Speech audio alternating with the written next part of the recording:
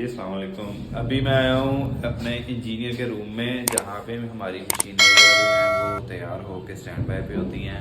और अभी मैं पता करने आया हूँ इजाज़त से कि मशीन की बैक साइड को ओपन करके मुझे दिखाए वॉल्स वगैरह कितने लगे होते हैं और सेंसर वगैरह मशीन के जो भी हैं सारा मुझे बताए, क्योंकि मुझे तो नहीं पता, ये तो इंजीनियर है इसको सारा पता है।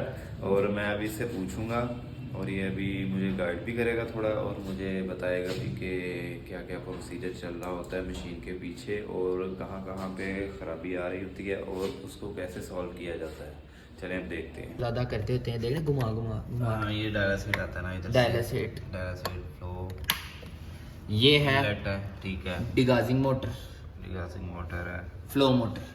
और फ्लो मोटर। फ्लो मोटर याद रखना 6 वोल्ट पे चलती है और ये 12 वोल्ट पे चलती है।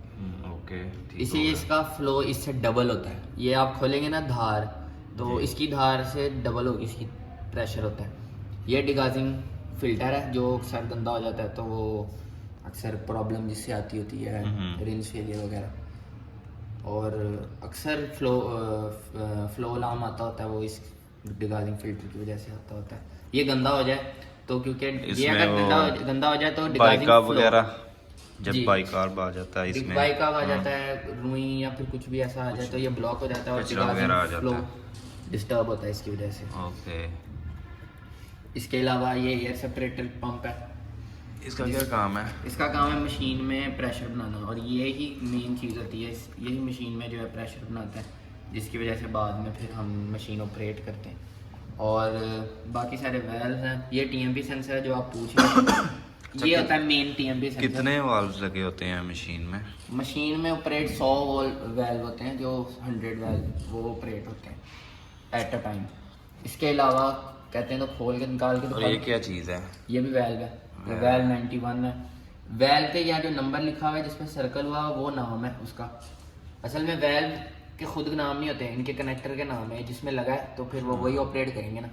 तो ये टीएमपी का मुझे बता रहे थे तुम, टीएमपी जो टॉप पे चली जाती है, ट्रांसमेम्ब्रेन प्रेशर, वो किस वजह से जाती है, उसका क्या सोल्यूशन है, उसको कैसे जो है ना सॉल्व किया जाता है इधर से?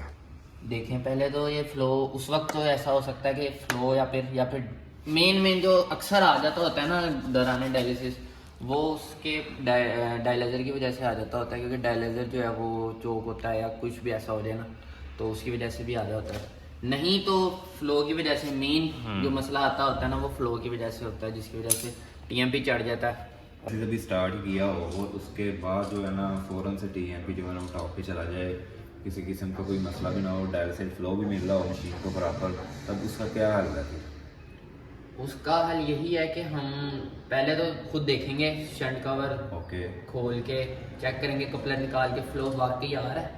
अगर आ भी रहा है तो फ्लो आ रहा है, ठीक है। अगर आपको चेक भी किया था, कपलर निकाल के अंदाजा हो जाता है कि ये चलो आ रहा है, 500 का फ्लो है तो वो आ रहा है। उसके बाद हम डायलाइजर अगर ठीक है ना, तो फिर हम फ्लो ही देखेंगे कि ये जो है कहीं ना कहीं कोई इस तरह का ही मसला है, या तो टीएमपी फेल कर रहा है, टीएमपी सेंसर तक नहीं पहुंच रहा होता फ्लो सही तरह, या फिर वही जो है कोई वायर का मसला आ जाता है, या फिर वो टीएमपी सही सेंसर चल ही नहीं रहा होता, फंदा हो रहा हो, फिर भी फ्लो। ये डायलिसिस मशीन की इंटरनल साइड जहाँ पे जो सारा प्रोसीजर चल रहा होता है वाल्व वगैरह का, और डायलिसिस फ्लो कैसे आता है, कैसे इलेक्ट्रोलाइट्स जो है वो मशीन को पहुँचते हैं, ट्यूबिंग्स वगैरह सब कुछ यहाँ से